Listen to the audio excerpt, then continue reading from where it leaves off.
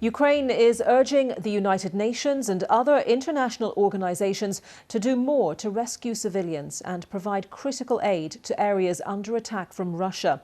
In particular, officials say more help is needed to get to people in the besieged southern city of Mariupol. There are hopes for another attempt at a humanitarian corridor there today, but no confirmation yet if that is underway. Russian forces have been trying to take full control of Mariupol for several weeks. The UN Secretary-General António Guterres is due to meet the Russian President Vladimir Putin in Moscow next week before travelling on to Kyiv. Earlier, President Zelensky warned that Russia could attack other countries, saying the invasion of Ukraine is only the beginning. Simon Jones reports.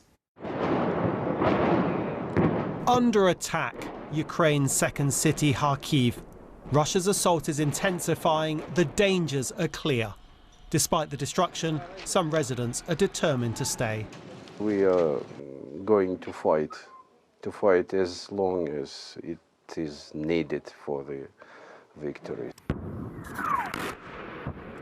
Fresh attempts are being made to get civilians out of Mariupol. 100,000 people are still thought to be trapped there. Ukraine's Deputy Prime Minister says the evacuation will only succeed with the help of the UN. UN right now just observes what is happening in Mariupol, and if the world unites and demands that this evacuation happens, only then it can happen. To try to halt the fighting, the head of the UN will travel to Moscow on Tuesday for talks with President Putin before going to Kyiv to meet President Zelensky on Thursday. There is a mood of urgency. These satellite images are said to show a second mass grave discovered on the outskirts of Mariupol. This family, who've made it to safety, say they walked for 5 days to escape the conflict. We will never forget what happened. We cannot. But we need to keep our spirits up and raise our children.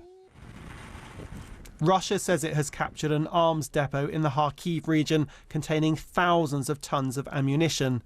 The UK says it's considering expanding military support to Kyiv by giving Poland tanks to replace those Warsaw is sending to Ukraine. We're also looking more at what we can do to backfill in countries such as Poland, who may want to send heavier weaponry to help defend the Ukrainians. And the Ukrainian president has welcomed another UK commitment. I am grateful to our British friends for the important symbolic decision announced today to return the embassy to Kyiv. The United Kingdom became the 21st country to return a diplomatic mission to our capital. And this shows that we're not the only ones who believe in the victory of life over death. Russia has for the first time admitted that at least one crew member died when its Black Sea flagship Moskva sank last week. 27 others are unaccounted for. Ukraine says it struck the vessel with missiles. Moscow has blamed the sinking on a fire. There's claim and counterclaim, but President Zelensky says the attack on Ukraine is only the beginning and that Russia intends to invade other countries. Simon Jones, BBC News. Our correspondent Joe Inwood is in the capital Kyiv and has the latest on the developing situation in the country. The area where the fighting is now concentrated is in the east of the country, a place called the Donbass. I'm sure everyone will have heard of that many times now.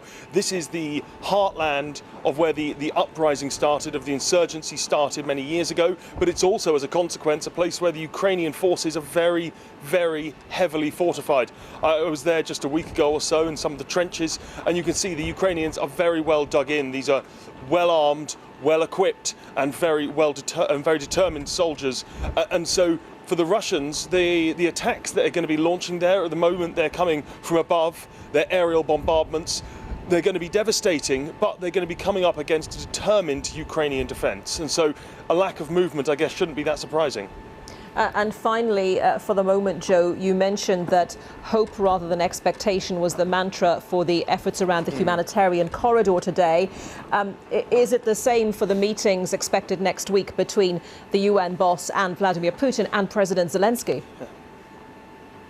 Yeah, I think probably even more so. I mean, although António Guterres, he is probably the world's most senior diplomat, the head of the United Nations, is going to be seeing both presidents, where there could be a window for compromise, a window for agreement, when you've got two sides that are so vastly differing in what they want and what they could expect to get or could accept on behalf of their populations. How he's going to find common ground there, I don't know. There will be other gains to be made, I'm sure, some talk of drawing down the beginning of a process maybe, but when you have a situation where one side essentially wants to take over large amounts of the territory of another, well, how we can find a compromise there, it's quite difficult to know.